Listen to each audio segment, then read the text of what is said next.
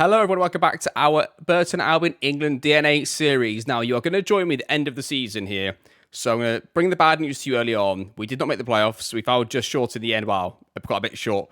Yeah, pretty poor run at the end of the season, which wasn't great. But we had a lot of players out in that sort of period.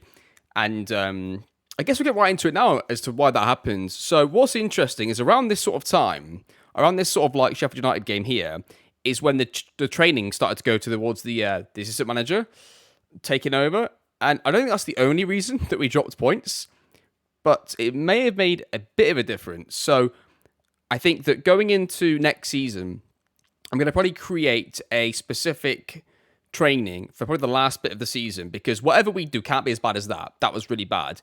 And I'm thinking, because we seem to have a lot of players struggle in their technical development, do we make that sort of last bit of the season all on technique and planning for matches? Because there's always 7 days between each game, right? There's never like midweek games for us, not right now anyway.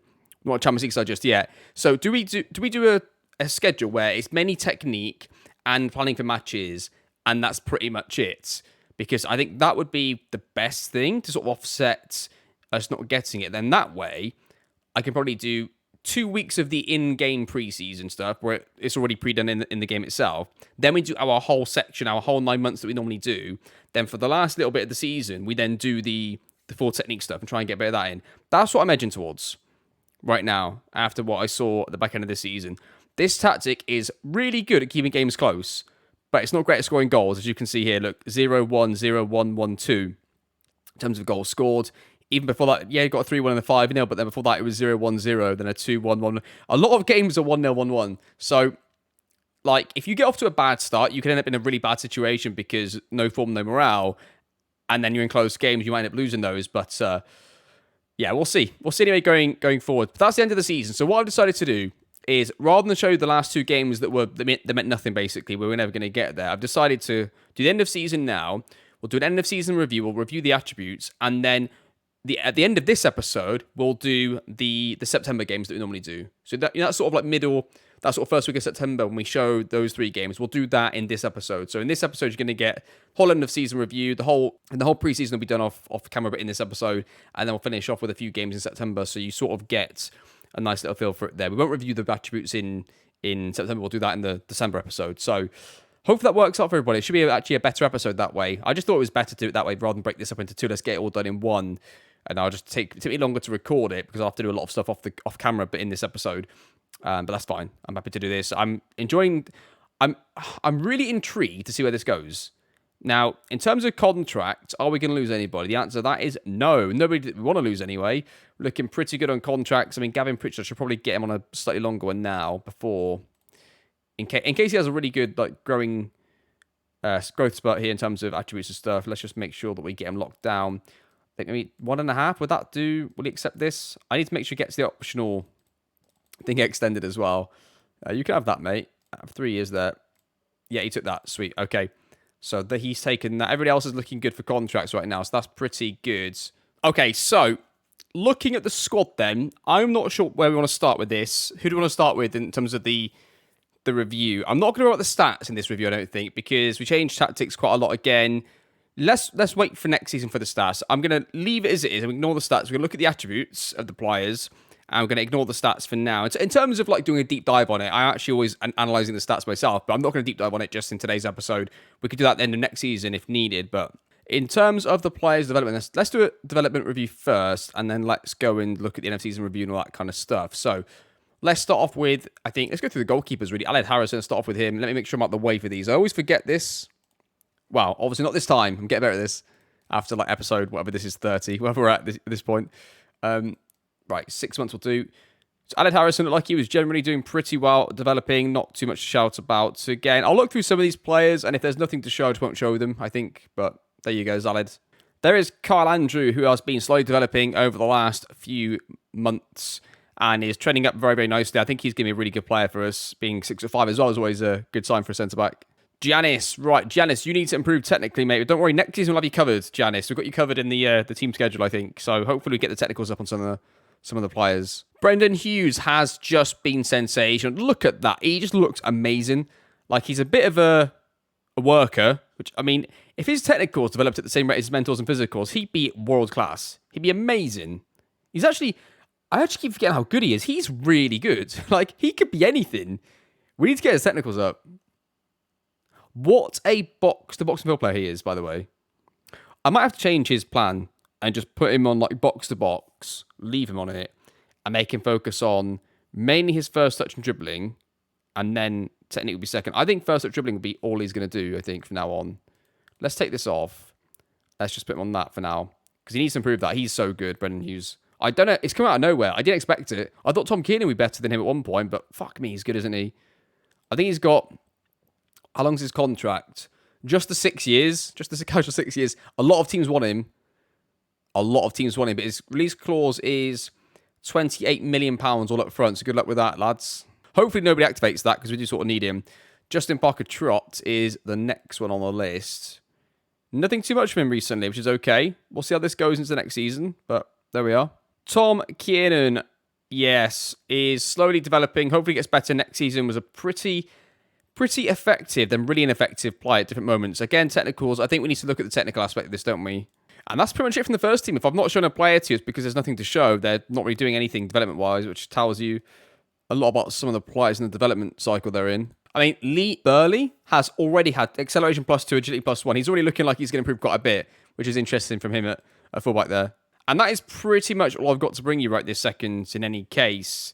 Let's do the end of season review and see what the board and the fans thought of the players this season. Okay, so our social media has gone up by 10 grand. 10,000 people have joined in our social media, which is nice. Thank you very much, 10,000.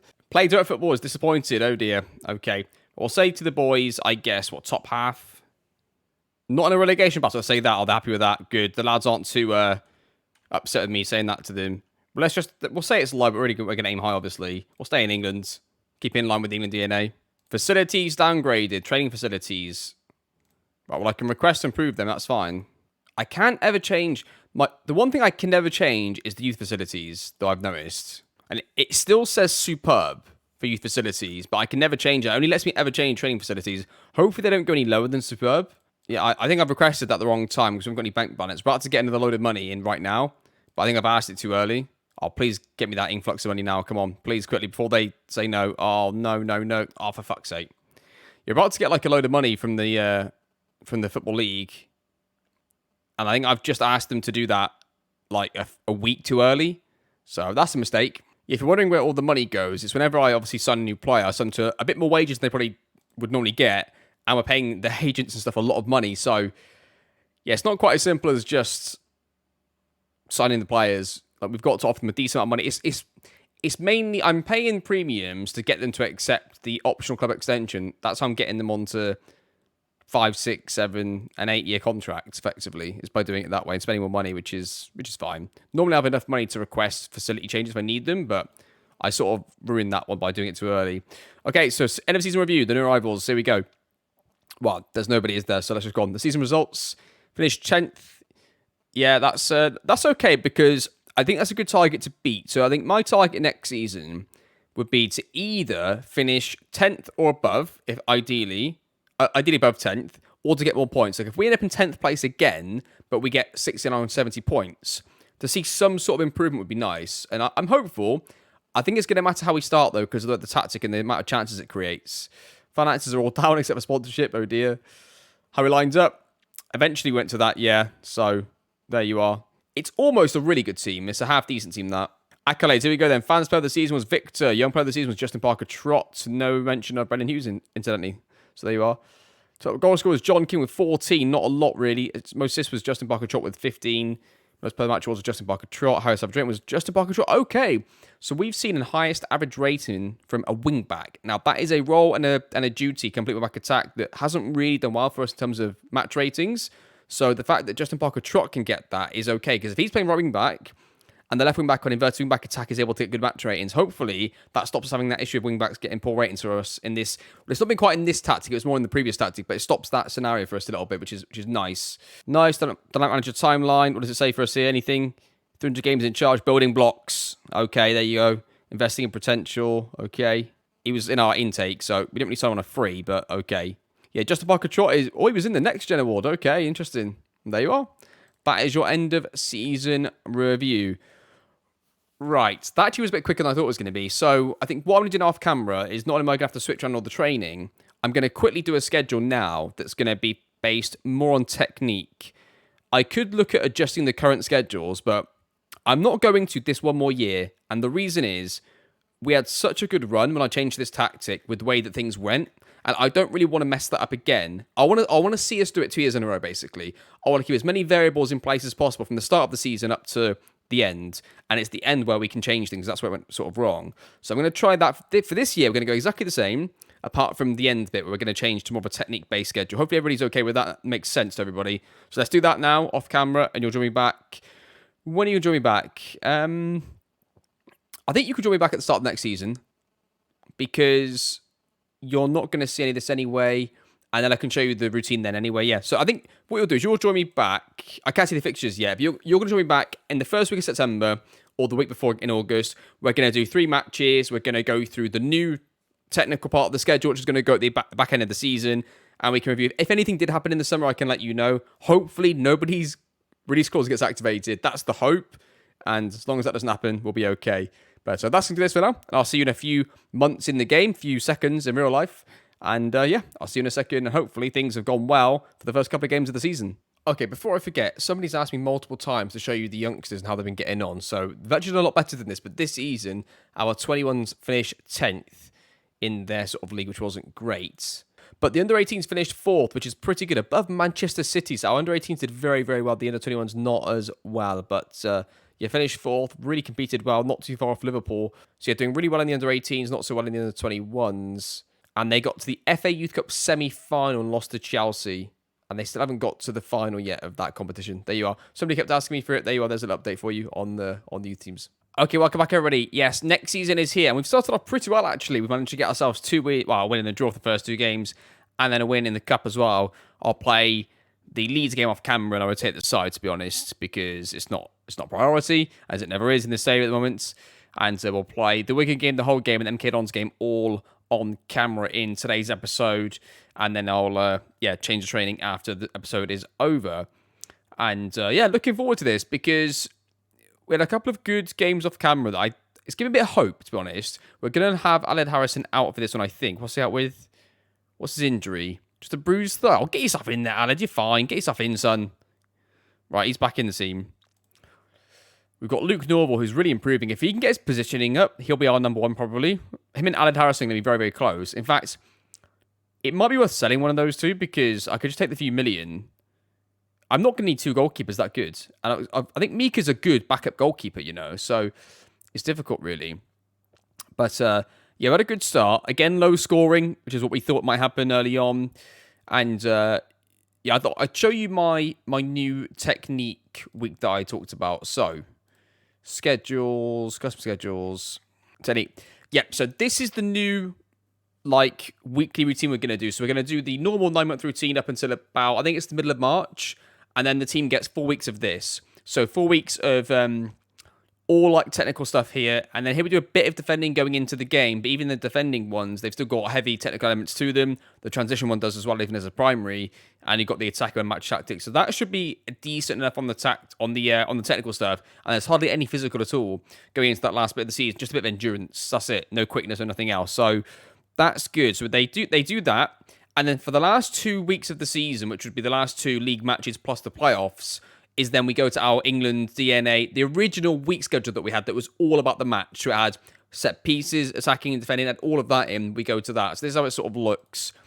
So you get your regular stuff happening. So we get to here. We get to the second week or third week of March. We go to England DNA technique. And then you get to the last week of April, first week of May, and it turns into the 1 match week where you've got a lot of things like defensive shape. We've got attacking corners. We've got defending corners, no, just attacking corners. But you've got a lot of stuff that are geared around the game, the match day.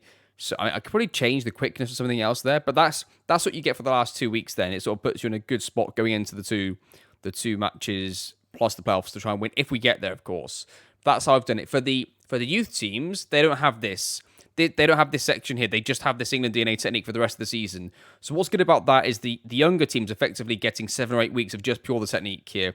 Just getting all the technique. And I can change this. I could probably take out maybe... I tried to adjust it to the first team because I thought I still might need to do a bit of everything. But I could take out, for example, defending disengage and throw another technical exercise in there, right? If I needed to. But that's how it looks anyway. That's how it looks for you going into the rest of the season. So, in terms of the first, I'm not quite sure how this is going to go. But Brennan Hughes is going to play a right centre of the field. A couple of outgoings to bring to you, actually. We've sold Brennan Turan. Now, this was an early mistake in the series where I think I let the director of football do his contract. And the director of football promised him he'd got on loan. And I tried to offer him out on loan, and nobody wanted him on loan. And then he got so unhappy that he couldn't go on loan that he said that he was going to leave at the end of his contract. So I had to sell him now because not only do I get 100 grand for him, or 59 up front, but it stops him taking minutes away from the players who are going to be here for the long haul, you know. So I had to sell him, really. And Connor Shaughnessy, of course, leaves as well. So we've got a bit of money in. Finances are looking okay right now.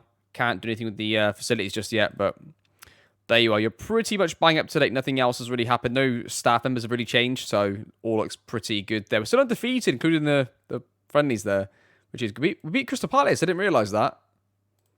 There we go. Premier League team we managed to beat as well. Okay, here we go then. Let's get to the first game, see how we get on. If Justin Parker-Trott is injured at running back, you're going to say to me, Jack, who else you got? You're screwed. You haven't got anybody else to play there. Aha. Brendan Hughes can go out there and play there if he needs to. I think he'd be fine as a wing back in an emergency. Tom Hamer can also play as a defensive wing back if we need him to, which is okay. If we want just a bit of pace out there, I think William could maybe do a job with one tackling, maybe not so much, but he can play centre-back apparently, William. He's got one tackling, so that isn't going to happen. Maybe Victor plays wing back. Yeah. Maybe Victor does a job for a few games. But yeah, the first port of call would be Brendan Hughes goes wing back. Tom Kiernan probably goes that sort of box-to-box role. And maybe just shove Kiernan out there as well. There's always the option to do that, I guess. It could be anything, yeah. Any of those scenarios could happen. Apparently, Giannis can play out there, but he's not really the right type of player to play in that sort of role. So I'm not quite sure about that. And there's nobody really in the youth teams that's very good to go and do that sort of role, but there you are. Right, let's get to the game then. Let's see how we get on against Wigan. Hopefully we can get the win and carry on the good start to the season. There is really hardly any highlights in these matches. It's like one highlight goal, end of the game. That's how it's sort of gone. As the manager says, make full use of the home advantage. Okay, free kick here. Power whips it towards the far post. Brennan Hughes goes up, headed back to Hughes. Oh, it nearly goes in. Just stinks wide at the post there. Mitchell King takes some touches, plays it. No, well, nearly gets tackled there. Plays it now back to Sam Heller. Plays it to Andrew into Sam Hughes. Takes a touch. Going to drive with it himself into Joe Powell. Plays into King. He's onside. Goes through one-on-one. He shoots and he scores. And it's 1-0 to Burton Albion. What a finish from John King. And that is 1-0. A lovely little through ball, wasn't this? Exquisite little ball here from Powell into John King. Let's see this again. There we go. Look at that. The left shadow striker pulling off. Making that sort of, one behind the other two kind of shape. And then John King goes through and makes it 1-0. He's got a knock apparently, but he's going to stay out there to the end of the game. So they get a few knocks early on because they do a lot of physical stuff in the regime that we have. They'll be fine. Right, set piece for Wigan. They're going to play short and rounds, and Kingy's going to say, have some of this. Don't get sent off, please. Not red. Normally I applaud the red card challenge, but right now I'd like us to get a bit of rhythm. That is an absolutely shocking pass from Brennan Hughes. It's going to get sent straight back into us. We're going to keep it though. Powell's now got it. Plays out to Justin Parker-Trott. Is he going to take a run with this on the right-hand side? He is. Yeah, see you later to the fullback. Swings in across. Powell, far post. I don't know what the goalkeeper's done, but it's 2-0 to Burton Albion. We're looking pretty good. Justin Parker-Trott throws it into John King. Back into Parker-Trott. This goalkeeper is absolutely calamitous, and I love it. Absolutely love it. 3-0. Okay, we'll say keep it going. We'll take off John King and throw on Gavin Pritchard, I think. We'll take off, Terry Taylor? Put Lackett in there. I think we could just take the pace, but we can start to rotate players a little bit here. Maybe Heller comes off and Giannis gets some minutes as well. Why not? Powell goes through. Is he going to make it 4? Surely not to be 4, is it? It is, surely. It's 4-0. 50 minutes on the clock is 4-0. We don't ever score this many goals in this tactic, but we have today. Another highlights. Sam Hughes takes it inside and loses the ball. We're going to win it back away. It's a bit scrappy. Get back Mitchell King. Steve Hudson. Into Kiernan, plays a great ball into Pritchard. Gavin Pritchard, the youngster, goes through. He shoots. Keeper doesn't save it. This goalkeeper is absolutely atrocious, and it is 5. I don't think a 6.2 rating is really low enough for their goalkeeper for this match, but, thanks to him, we've got a lot of players on the score sheet today. They have it's 5-0 to Burton Albion. What a start, lads. We'll take that, won't we? We'll definitely be taking that. Look at that. Spurs third in the league. 8 goals scored, 1 against. We look like actually a good team in this league all of a sudden. And, wow, what a start. Okay, I'll play the Leeds game off camera. Going to get probably heavy defeat. Then we'll play Hull. Hopefully we can get the beat here and we can recover okay for the whole game. And that'll be okay. So I'll see you in a few days for the Hull City game. Okay, so I managed to lose the game off camera. Only 2-0 to Leeds with the B team, which is pretty impressive. Going to go to this game with a pretty much full team almost here. Can have Harrison in goal with Sam Hughes and Drew Mitchell-King at the back with Terry Taylor, just Barker Trot wing back, Sam Heller, Brendan Hughes at central midfield. He still looks so good, doesn't he? Then with Powell, King and Keenan up front as a 3. Here we go then, boys. Assistant manager says, honestly, a marked improvement. That's pretty harsh. Most of those players didn't even play against Leeds. Right, Mitchell-King gets it, plays it in a safe pass over to somebody, plays a risky one. It's Justin Powell. We actually lose the ball. Sorry, to Joe Powell, I meant to say. Keenan goes through. He's going to get a shot where he does, just over the bar. Okay, they got on it behind. We're going to recover the ball nice and easy. Mitchell-King. Calm on the ball, please, lads. Nice and calm on the ball. Elliot Harrison. Now, Carl Andrew to Sam Hughes, left centre-back. Seems to be doing pretty well, actually, left centre-back. So basically, I've got Tim and Hamer both rotating for one position. John King is through the middle. Is he going to score?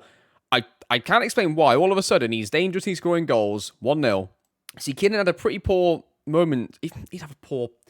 Yeah, he had poor moments last season, did Tom Keenan, where he'd get in that sort of scenario and get barged off the ball and lose it, but he would do this as well. Hopefully, he can still do the good things like this, but doesn't keep losing it and giving the ball away in dangerous areas. But we'll see. We'll see how it continues. We're top of the league at the moment. There we go. Oh, the Premier League money for just... Do you know what? I was thinking about this, right? If we were to go up, the Premier League money for 1 year would just sort us out completely for all the facilities if we ever needed to upgrade and stuff, right? We get the reputation. Hopefully, get better youngsters coming through. It would just be amazing. Also, things are going well. That's it. Just score one, go 1-0 up, and then just see out the game. And the thing is, we don't see out the game by just sitting in front of our own goal, being defensive, low block, inviting pressure. We control the game, we control the zones of the pitch that matter, we control the middle, we get the overloads, we retain the ball, we keep the ball off them. That's how we generally see out the game. When I say see out the game as well, I don't mean just sit in front of your own goal and hope for the best. Oh, what a challenge that is. I absolutely love Brendan Hughes, by the way. Absolutely love him. I thought Justin Parker Trot was going to be like the one to give it. Brendan Hughes, there's something about the way that he plays. Oh, is he offside? I hope he's offside, that player. Oh my goodness, when we get away with it. Let's make a change. Let's make a change here. I'm not quite sure. Actually, I don't know who, though, to be honest. In fact, no, let's just leave it for a second. Oh, it's an instant highlight straight after the last one. Surely can't be 2 in a row for them. This has got to be us winning the ball. Come on, here we go. Here we go. Look good, lad, Brendan. I don't think he needed to do that, really, but they're going to get the ball. They're going to restart their attack now. They go straight through this middle of us. They go, here we go. Oscar has it for them. He shoots from distance. I mean, Aled Harrison just stood there and watched it. And it did go wide, though, to be fair. So it did go wide. Going to make a change, Lacking at left wing back. I'm going to make another change as well. Tom Kinney can come off. Did a good job there. And we're going to throw on Victor, right cam, as it were. Okay, goal kick here for Burton Albion. Sam Hughes takes it. He's going to travel the ball. Plays the ball into Lacking, who was actually marked. That was a really risky, probably unnecessary pass there, but we got away with it. Sam Heller takes the ball. Plays it straight into Victor. What a little slide pass that. He goes through. Is he going to score? Oh, keeper does save it, though. Okay, let highlight here for Hull City potentially. I've gone to the defensive version of the tactic. We don't often concede from this, but we might do now. Oh, we do escape it right just... I take off John King and I throw on, I think, Gavin Pritchard can give ourselves Gavin Pritchard can give us 10 minutes up front as a replacement. Didn't play very well against Leeds, but as expected, Leeds obviously a Premier League side. And there you have it. It's going to be a 1-0 win for Burton Albion. What a win that is for us. A good bounce back from the Leeds game where we got absolutely battered. Good stuff. Right. Okay, we're going to play against Peterborough in 2 weeks' time, so I'll see you for that game. That is an unreal start from us. And I'll see you then where we could finish the episode top of the league somehow, out of absolutely nowhere. See you then. Okay, we've got the entire first team back for this game, which is nice against Peterborough. A good little test to see off the episode. Peterborough have actually had a pretty poor start, but if we win this, we could go top. Up to Burnley's result, really. Depends on who they get a result against. But I'm so pleased we got a result against Leicester early, and we got a draw away to Leicester. Now, that could be one of the toughest away games we play all season, Leicester being a former Premier League club. In fact, how many years they've been down here? They're a Premier League team last season. There you go. We drew away from home. How many points did they get? Doesn't look like they got that many points, though. I mean, they get... Well, they got 28. Middlesbrough got 22. Watford got 30. So there you are. Okay, let's get into this game and see how we get on. I'm actually excited about seeing the team continue if they can come with their form. A lot of teams, by the way, are trying to buy Brendan Hughes. As you can see there, there's quite a few teams interested in Brendan Hughes and try to sign him at the end of the transfer window. Luckily, he has got a... What's he got? He's still got 6 years left on his contract, plus a minimum fee really scores of 28 million, which is still higher than what his current valuation is. So, yeah, we've still got him for a little while. I reckon probably 2 seasons. If he keeps progressing, if he gets capped by the 21s stuff for England, we're going to be in a bit of trouble. But let's hope we go up this season and it ends with that anyway. Then the race scores is gone for a lot of these players. Here we go then. Can we get a result against Peterborough away from home? Hopefully, it has to be a win really for us, I think, because we need to, if we're going to get promoted, we need to sort of win while we're ahead at this point. Someone just says pick it left off. Yeah, we need to make sure that we win while we're in really good form and trying to sustain it while we've got players fit. Because if we were to lose, I think we could probably lose 2 first-team players to injury and still win. Like, if I lost Sam Hughes, Tom Hamer could go in, that would be no problem. Oh, if there was a second player injured at centre-back, might be a slight issue. But we could afford to lose 1 centre-back. We could probably lose Taylor for a little bit because Lacking could do a job for a little while. We could probably lose a centre-back and some form of a central player, whether it's a central midfield player, is in the pivot, whether it's a number 10 striker. We could probably lose one of those long term. If we start to pick up a third injury on top of that, or if it's in the wing-back positions, we could be in trouble. Even goalkeeper we could afford to lose for a little while because we've got 2 other goalkeepers that could do a job, but not quite as good as Aled Hughes as they nearly score. Sorry, Aled Harrison, as they nearly score, actually. This is a typical Burton Albion game. 3 shots to 2, lots of dead possession for both sides. XG is non-existent for both teams. That is what seems to happen a lot away from home in particular for us. We'll say we're underdogs. Come on, keep it going. Right, let's try something here then. So I forgot to mention Sean Rothwell is also an option at right wing back. He's youngster. He's not really ready for the first team football. So in this kind of scenario when he's struggling, I think we could put somebody else out there. I think Tom Kiernan could be an okay wing back.